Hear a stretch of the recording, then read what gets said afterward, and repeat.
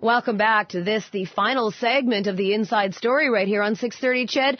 Now we have learned about hemochromatosis. We've learned a lot about it.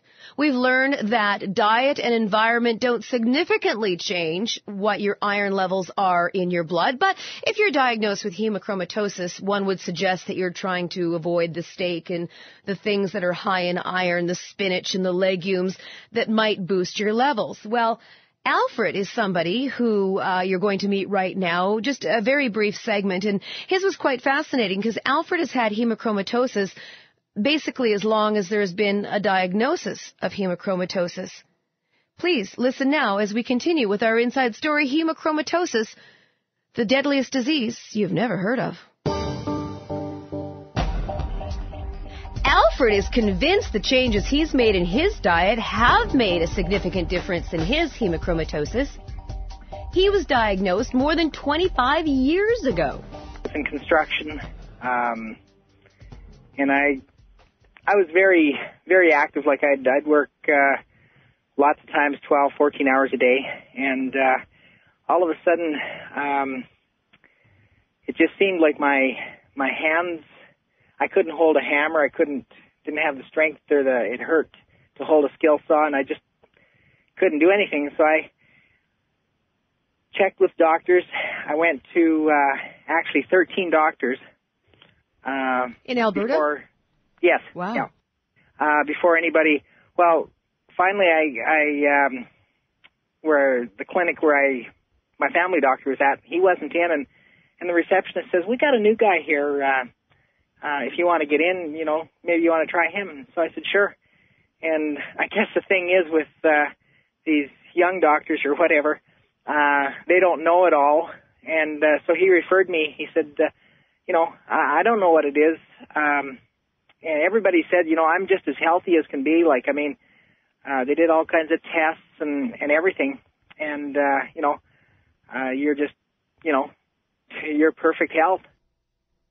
Alfred said it was this new, young doctor who referred him to several specialists where they conducted dozens of tests, and they had his liver biopsied. The liver biopsy indicated that I had 200 times the normal amount of iron in my liver. And so anyways, they started a phlebotomy program that... and they took, I had 54 phlebotomies done in 52 weeks. Oh my gosh. Well, what's going through your mind? You're hearing this word I'm sure you'd never heard before 25 years ago. No, not at all. And, I talked to different people. Nobody knew. And, some of the doctors after I told them, there's one doctor anyways, he didn't know what it was.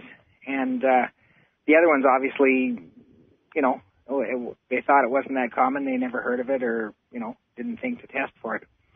But I was, at that point, I was starting to lose weight. My skin started turning sort of a bronzy color.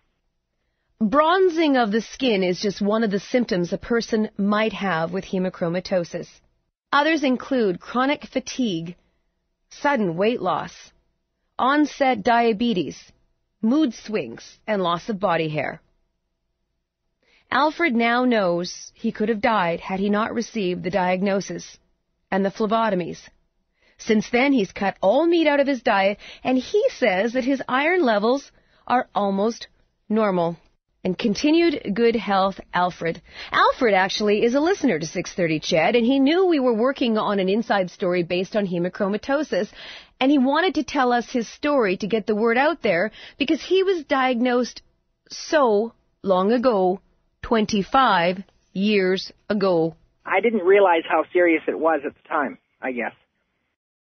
Bob Rogers, Executive Director and CEO of the Canadian Hemochromatosis Society, says 1 in 300 people is at risk of being diagnosed with hemochromatosis in Canada. 1 in 9 will carry the gene. So then, Bob, without this awareness, what would people have said that I died of? Oh, all these diseases that I mentioned at the beginning. You died of type 2 diabetes. You died of a heart attack. You died of liver cancer. You died of cirrhosis, or you died of some kind of disease that everyone knows about, but because the doctor hasn't determined that the underlying cause was the genetic condition called hemochromatosis. The good news in all of this is once diagnosed, hemochromatosis is treatable. But as all of the experts and patients in this Inside Story will agree upon, you cannot be treated if you don't know you have the disease. If we left you with one message in this Inside Story, one thing you can come away with is ask.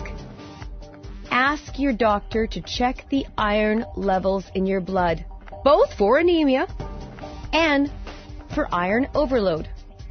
For hemochromatosis, the deadliest disease you have now heard of. Well, that is the end of this Inside Story, and I'll tell you something, I will never listen to those commercials that you've heard in the same way ever again. The best Inside Stories always come from you. If you have story suggestions, ideas, comments, compliments, or criticisms, please email me at mbowden, no W, B-O-D-E-N, M-B-O-D-E-N, at 630ched.com. The Inside Story is edited and produced by Peter Ing. For 630 CHED's The Inside Story, I am Michelle Bowden, and I do thank you for listening.